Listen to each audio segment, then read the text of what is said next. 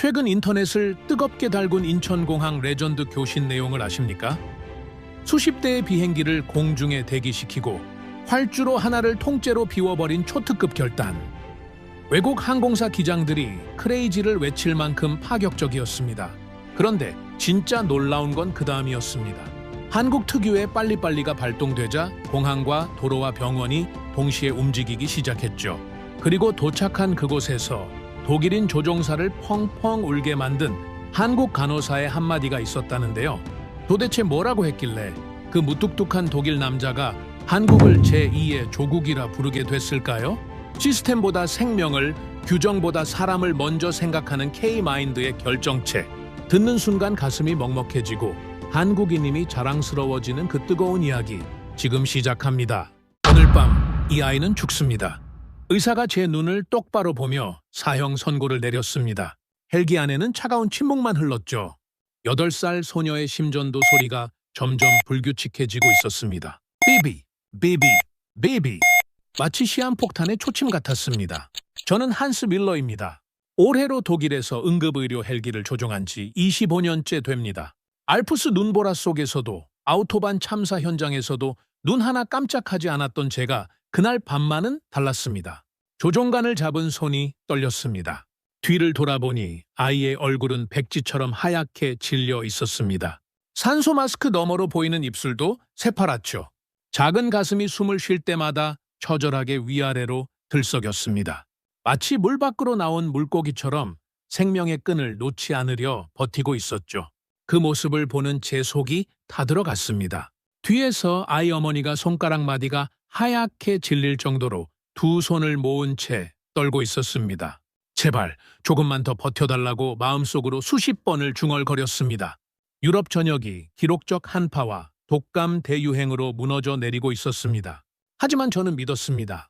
독일, 프랑스, 영국 같은 선진국들이 즐비하니까요. 설마 아이 하나 살릴 병상이 없겠습니까? 제 믿음은 산산조각 났습니다. 무정이를 잡을 때마다 유럽이 한 목소리로 대답했습니다. 베를린, 파리, 런던, 취리히, 빈, 암스테르담, 밀라노. 화려한 이름들이었지만 내용은 하나였습니다. 병상이 없다. 인력이 부족하다. 규정상 어렵다. 7개 도시가 7번 고개를 저었습니다. 유럽의 자존심이라던 선진국들이 죽어가는 아이 앞에서 차가운 계산기만 두드리고 있었습니다. 시스템이 생명보다 무거웠고 규정이 저 가쁜 숨소리보다 소중했습니다. 한 병원이 아니라 한 대륙이 등을 돌렸습니다. 그 사이 아이의 산소포화도 경고음이 울렸습니다. 엥, 엥, 엥. 연료 경고등마저 붉게 깜빡이기 시작했습니다. 이대로면 끝입니다.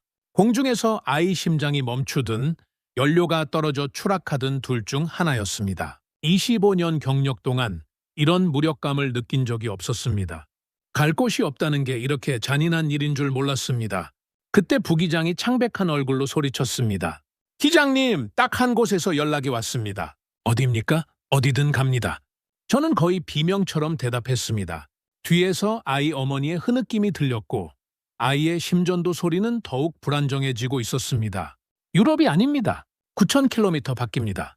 대한민국입니다. 순간 제 귀를 의심했습니다. 대한민국 지도 동쪽 끝에 있는 그 작은 나라 말입니까?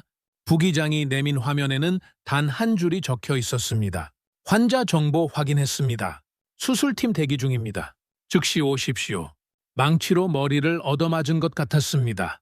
유럽 의사들이 규정을 따지며 계산기를 두드릴 때 지구 반대편, 그 나라는 생명 하나만 보고 오라고 한 겁니다. 저는 다시 아이를 봤습니다. 파란 얼굴, 가쁜 숨소리, 약해지는 심장 박동. 연료는 간당간당했고 거리는 말도 안 되게 멀었습니다. 상식적으로는 미친 짓이었습니다. 하지만 저는 조종관을 틀었습니다. 갑니다. 대한민국으로.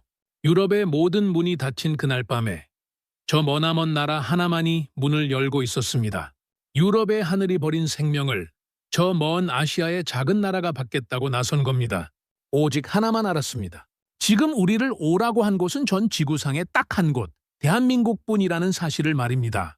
장거리 제트기로 환승하는 동안 아이의 상태는 더 악화됐습니다. 산소 포화도가 70%까지 떨어졌죠. 의료진이 다급해했지만 9,000km라는 거리 앞에서는 속도를 더 낼 수도 없었습니다. 솔직히 의심했습니다.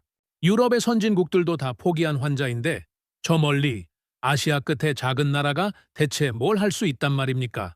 도착해서 착오였다며 돌려보내면 그때는 정말 끝입니다. 러시아 상공을 지날 때 의료진이 제 어깨를 급하게 두드렸습니다. 말하지 않아도 알 수 있었죠. 아이의 심박수가 위험 수치까지 떨어졌다는 뜻이었습니다. 그때 무정위에서 낯선 억양의 영어가 들려왔습니다. 하지만 송곳처럼 분명한 목소리였죠. 독일 메디컬 401, 활주로 33번을 당신들을 위해 비워뒀습니다. 즉시 진입하십시오. 군더더기 하나 없는 지시였습니다. 유럽 공항들은 응급 환자가 있어도 절차 타령하기 일쑤인데 인천은 달랐습니다. 레이더 화면을 보고 저는 제 눈을 의심했습니다. 공항 주변을 맴돌던 수십 개의 비행기들이 마치 홍해가 갈라지듯 양옆으로 쫙 물러나 있었습니다. 오직 우리 비행기 하나만을 위해 하늘길을 활짝 열어놓은 겁니다. 전율이 이렇습니다. 일개 외국 민간 항공기를 위해 국제공항의 하늘을 통째로 비우다니요. 활주로에 바퀴가 닿는 순간 창밖 풍경에 숨이 턱 막혔습니다. 구급차 한 대 정도 와 있겠거니 했는데 완전히 틀렸습니다. 활주로 끝에 도열한 수십 대의 차량들, 번쩍이는 경광등, 그리고 하얀 가운을 입은 사람들, 마치 군사 작전을 방불케 하는 광경이었습니다. 비행기 문이 열리는 것과 동시에 의료진이 들이닥쳤습니다. 우왕좌왕하지 않았습니다. 누가 지시하지도 않았는데 톱니바퀴처럼 움직였죠. 산소통 연결, 수액 교체, 들것 이동, 눈 깜짝할 새였습니다. 그때 한 의사가 아이 어머니의 손을 잡으며 독일어로, 아주 정확한 독일어로 말했습니다. 어머니 안심하십시오. 이제 한국 땅입니다. 우리가 살립니다. 그 한마디에 아이 어머니가 바닥에 무너져 내렸습니다. 저는 조종석에 앉아 그 뒷모습을 멍하니 바라봤습니다. 머리를 한 대 얻어맞은 것 같았습니다. 독일어 통역까지 준비했다는 겁니까? 이 짧은 시간에?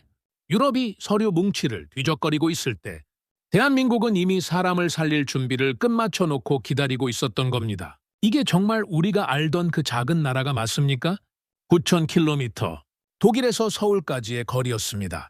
장거리 제트기로 환승했지만 비행 내내 제 심장은 터질 듯 뛰었습니다. 가슴 안에서 북처럼 쿵쿵거리는 소리가 엔진음보다 더 크게 들렸죠.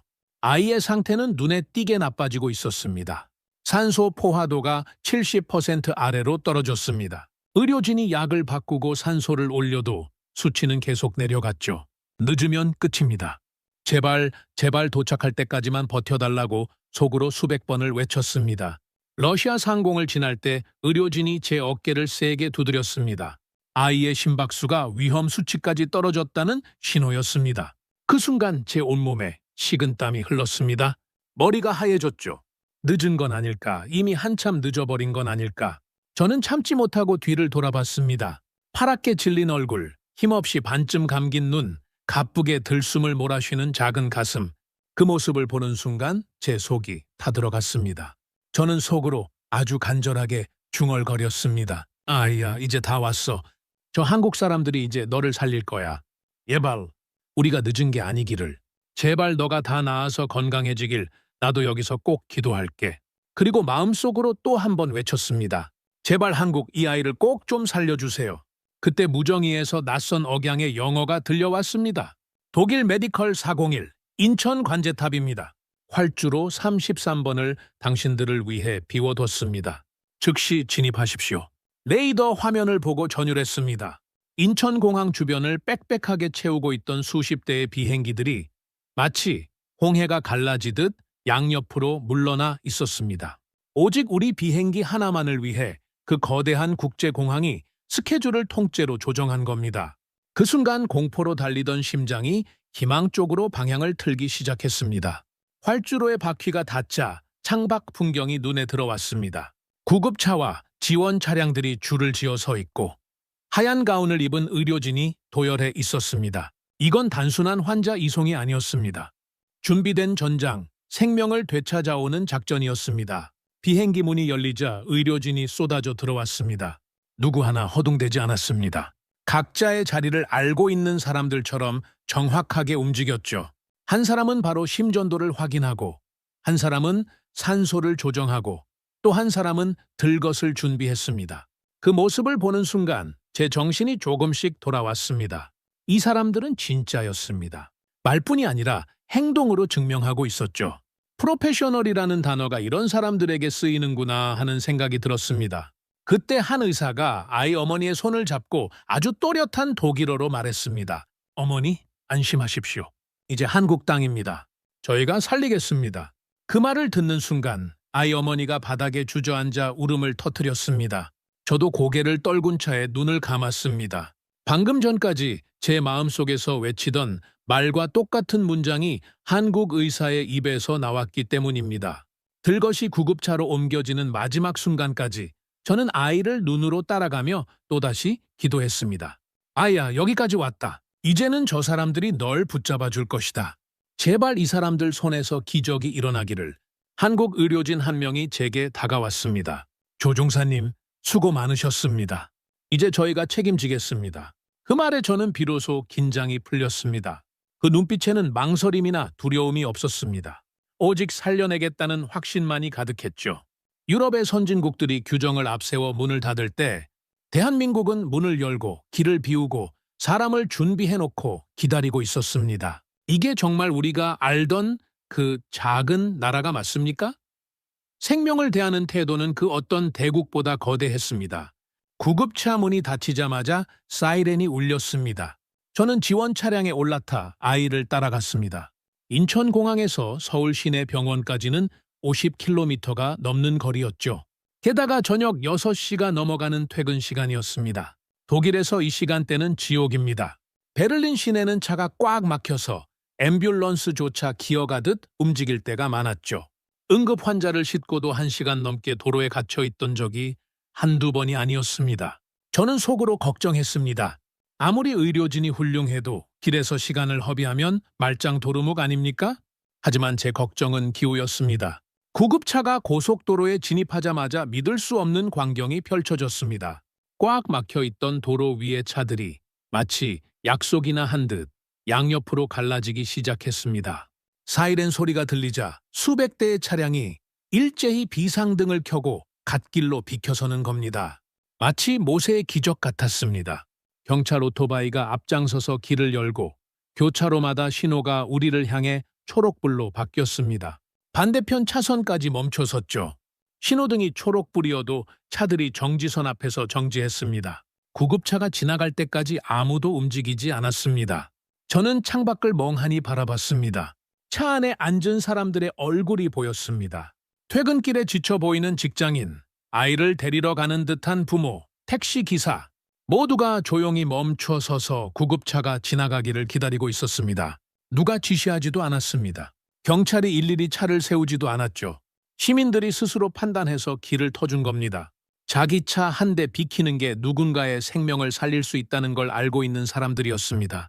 그 순간 제 가슴이 먹먹해졌습니다. 유럽에서는 앰뷸런스 뒤에서 경적을 울려대는 차들도 봤습니다. 급한 건 나도 급하다며 끼어드는 차들도 있었죠. 하지만 여기는 달랐습니다. 이것이 바로 한국 시민들의 시민의식이었습니다. 저는 마음속으로 아이에게 다시 말을 걸었습니다. 아이야, 조금만 더 버텨라. 하늘도 열어주고 땅도 열어주고 있다. 이 나라 전체가 너를 향해 길을 내고 있다. 제발 여기까지 온 노력이 헛되지 않기를. 퇴근 시간이면 1시간은 좋게 걸려야 하는 구간을 우리는 30분 만에 주파했습니다. 서울대학교 병원 옥상 헬기장에는 이미 20명이 넘는 의료진이 대기하고 있었습니다. 의사, 간호사, 마취과 전문의, 수술실 스태프. 한밤중도 아닌 저녁 시간인데 이렇게 많은 인력이 모여 있었습니다. 구급차가 멈추자마자 아이가 들것에 실려 병원 안으로 사라졌습니다. 그때 한 간호사가 제게 다가왔습니다. 조종사님, 수고 많으셨습니다. 커피 한 잔 드릴까요? 유창한 영어였습니다. 그 배려 깊은 말 한마디에 제 마음이 따뜻해졌습니다. 25년 경력 동안 비상 착륙을 수없이 했지만 공항 직원이 제게 커피를 권한 적은 단 한 번도 없었습니다. 수술실 앞 복도에서 저는 아이 어머니와 함께 기다렸습니다. 빨간 불이 켜진 수술실 문을 바라보며 간절히 기도했습니다. 제발 이 아이를 살려달라고, 이 먼 길을 헛되이 오지 않게 해달라고 말입니다. 유럽이 규정을 따지며 계산기를 두드릴 때 대한민국은 하늘을 열고 도로를 비우고 사람을 모아 생명 하나를 위해 온 나라가 움직이고 있었습니다. 이것이 진짜 선진국의 모습이라는 생각이 들었습니다. 수술실 문 앞에서 기다리는 시간은 지옥 같았습니다. 시계 초침 소리가 망치로 머리를 두드리는 것처럼 느껴졌죠. 1시간이 지나고 2시간이 지나고 3시간이 흘렀습니다. 아이 어머니는 복도 벤치에 앉아 눈물도 마른 채 그저 수술실 문만 바라보고 있었습니다. 저도 마찬가지였습니다. 조종간을 잡지 않은 제 손은 할 일을 잃고 떨리기만 했죠. 4시간째, 5시간째. 시간이 갈수록 불안이 커졌습니다. 이렇게 오래 걸린다는 건 상황이 좋지 않다는 뜻 아닙니까? 혹시 우리가 너무 늦게 도착한 건 아닐까요? 그때 수술실 문이 열렸습니다. 집도이가 마스크를 벗으며 나왔습니다. 피곤한 얼굴이었지만 그 눈빛만큼은 또렷했습니다. 수술 성공했습니다. 그 한마디에 아이 어머니가 그 자리에서 무너져 내렸습니다. 저도 벽에 기대서야 겨우 몸을 지탱할 수 있었습니다. 25년 경력의 베테랑 조종사가 복돼서 눈물을 흘렸습니다. 집도이가 차분하게 설명했습니다.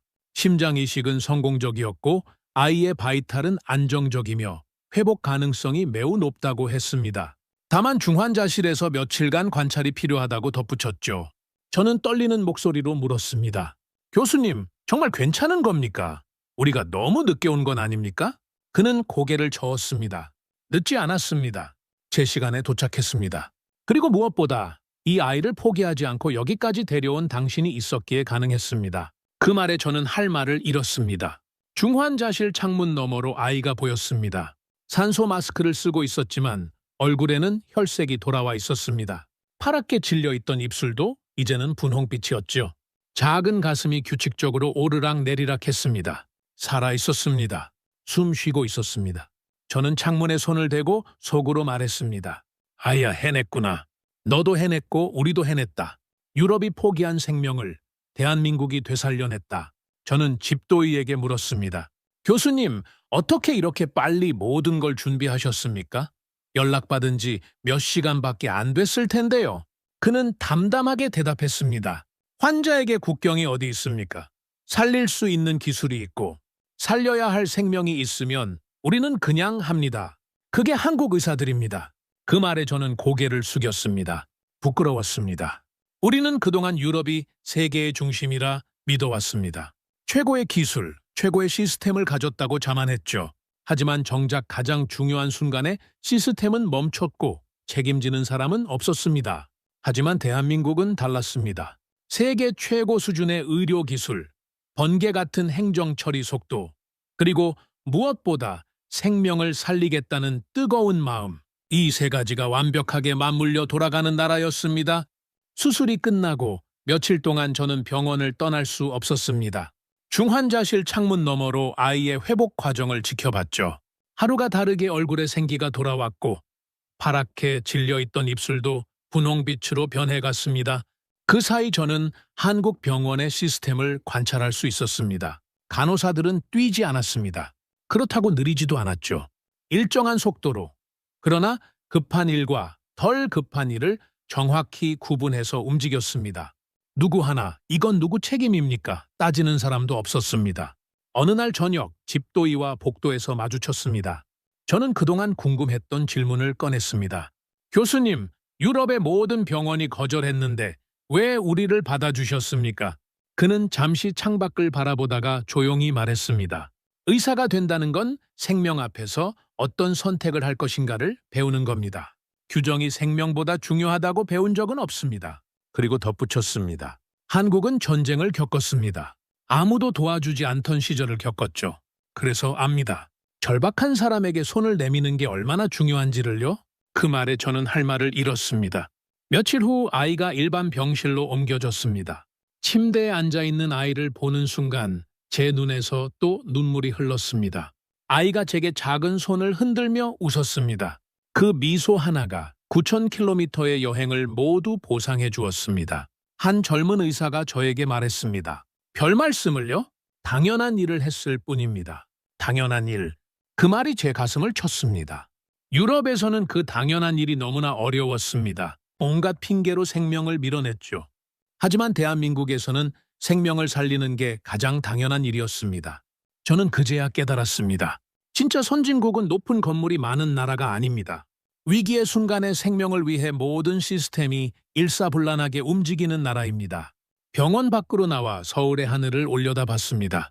9,000km를 날아온 그 밤하늘과 똑같은 하늘이었지만 이제는 전혀 다르게 보였습니다. 절망이 아니라 희망이 가득한 하늘이었습니다. 저는 주머니에서 조종사 배지를 꺼냈습니다. 25년 동안 자랑스럽게 달고 다녔던 독일 국기 배지였습니다. 하지만 이제는 그 옆에 태극기 배지를 하나 더 달아야겠다는 생각이 들었습니다. 생명을 포기하지 않는 나라, 기적을 만드는 나라의 상징으로 말입니다. 독일로 돌아가기 전 병원에서 아이를 마지막으로 만났습니다. 병실 문을 열었을 때 저는 잠시 숨이 멎는 줄 알았습니다. 침대에 앉은 아이가 작은 곰 인형을 안고 저를 바라보고 있었거든요. 한스 아저씨, 또렷한 목소리였습니다. 겨우 며칠 전 헬기 안에서 바랗게 질려 숨을 헐떡이던 그 모습을 떠올리니 가슴이 저릿해졌습니다. 저는 아이 손을 조심스럽게 잡았습니다. 따뜻했습니다. 살아있는 천이었습니다. 베를린에 도착하자마자 독일 언론에서 인터뷰 요청이 쏟아졌습니다. 유럽 전역이 거절한 환자를 대한민국이 살렸다는 소식이 이미 퍼져 있었죠. 저는 카메라 앞에 섰습니다. 그리고 25년 경력 중 가장 솔직한 말을 했습니다. 우리는 선진국이라는 타이틀을 부끄러워해야 합니다. 진짜 선진국은 높은 건물이 많은 나라가 아닙니다. 위기의 순간에 생명을 위해 모든 것이 움직이는 나라입니다. 그 나라의 이름은 대한민국이었습니다. 그 인터뷰는 유럽 전역에 방송됐습니다. 독일 의료계가 발칵 뒤집혔죠. 어떤 사람들은 제가 지나치게 한국을 미화했다고 비판했습니다. 하지만 저는 한치도 물러서지 않았습니다. 제가 본 것을 말했을 뿐이니까요. 얼마 후 독일 응급의료협회에서 강연 요청이 들어왔습니다. 저는 그 자리에서 말했습니다. 다음에 또 같은 상황이 온다면 저는 주저하지 않고 대한민국으로 갑니다. 그곳은 생명을 포기하지 않는 유일한 나라였으니까요. 그 후로 저는 헬기 조종석에 태극기 배지를 달았습니다. 후배 조종사들이 물어올 때마다 저는 똑같이 대답합니다. 이것은 생명을 포기하지 않는 나라, 기적을 만드는 나라의 상징입니다. 몇 달 후 아이 어머니에게서 연락이 왔습니다. 아이가 완전히 회복해서 학교에 다니고 있다는 소식이었습니다. 건강하게 웃고 있는 아이 사진을 보며 저는 다시 한번 확신했습니다. 저는 그 사진을 액자에 넣어 집무실 벽에 걸어뒀습니다. 그리고 그 옆에 한 줄을 적어놨습니다. 대한민국, 생명을 포기하지 않는 나라. 25년 경력의 베테랑 조종사가 배운 가장 큰 교훈이었습니다. 진짜 선진국은 규모가 아니라 가치로 증명된다는 것을요. 유럽의 하늘이 버린 생명을 대한민국이 받아 안았습니다. 이것이 제가 본 대한민국이었습니다. 그로부터 1년이 지났습니다. 저는 여전히 독일에서 응급의료 헬기를 조종하고 있습니다. 하지만 이제는 모든 게 달라졌습니다. 조종석 계기판 위에는 작은 메모지가 붙어 있죠. ICN, 인천국제공항이라고 적혀 있습니다. 동료들이 물어봅니다. 왜 그렇게 먼 공항 코드를 적어놨냐고요? 저는 매번 똑같이 대답합니다. 끝까지 책임지는 곳이 어딘지 잊지 않기 위해서입니다. 얼마 전 그 아이에게서 편지가 왔습니다. 독일어로 정성스럽게 쓴 편지였죠. 학교에서 장래 희망을 쓰는 숙제가 있었는데 자기는 의사가 되고 싶다고 적었답니다. 자기를 살려준 한국 의사들처럼 다른 사람의 생명을 구하는 사람이 되고 싶다고요. 그 편지를 읽으며 저는 울었습니다. 한 생명을 살린 것이 또 다른 생명을 살리는 사람을 만들어낸 겁니다. 대한민국이 심어준 씨앗이 유럽 땅에서 싹을 틔우고 있었습니다. 이제는 유럽 전역의 응급의료 매뉴얼에 한국이 포함됐습니다. 극한 상황에서 고려해야 할 대안 목록에 인천국제공항이 들어간 겁니다. 처음에는 너무 멀지 않냐고 웃던 사람들도 있었죠. 하지만 저는 단호하게 말했습니다. 거리가 문제가 아닙니다. 받아줄 의지가 있느냐가 문제입니다. 비상상황 훈련에서 저는 늘 후배들에게 말합니다. 거리만 보지 마십시오. 건물 크기만 보지 마십시오. 위기에서 어떻게 움직였는지를 보십시오. 그 기준으로 보면 대한민국은 세계 최전선에 서 있습니다. 후배 조종사 하나가 물었습니다. 선배님, 정말 다음에도 한국으로 가시겠습니까? 저는 조종석의 태극기 배지를 가리키며 대답했습니다. 물론입니다. 나는 내 두 눈으로 봤습니다. 유럽이 포기한 생명을 대한민국이 살려냈습니다. 그게 전부입니다. 언젠가 또 누군가의 인생이 경고음 하나에 갈라지는 밤이 올지 모릅니다. 또 다른 아이가, 또 다른 가족이 절망 속에서 하늘을 올려다볼지도 모릅니다. 그때 저는 주저하지 않을 것입니다. 대한민국으로 간다. 이것이 25년 경력의 조종사가 한밤의 기적을 통해 내린 결론입니다. 진짜 선진국은 스스로를 자랑하지 않아도 위기 앞에서 저절로 드러나는 법입니다. 오늘도 저는 헬기에 오르며 태극기 배지를 한번 쓰다듬습니다. 그리고 속으로 말합니다. 대한민국, 당신들이 보여준 기적을 저는 평생 잊지 않겠습니다. 유럽의 하늘이 닫힌 그날 밤, 대한민국이 열어준 하늘길을 저는 영원히 기억할 것입니다. 대한민국, 생명을 포기하지 않는 나라.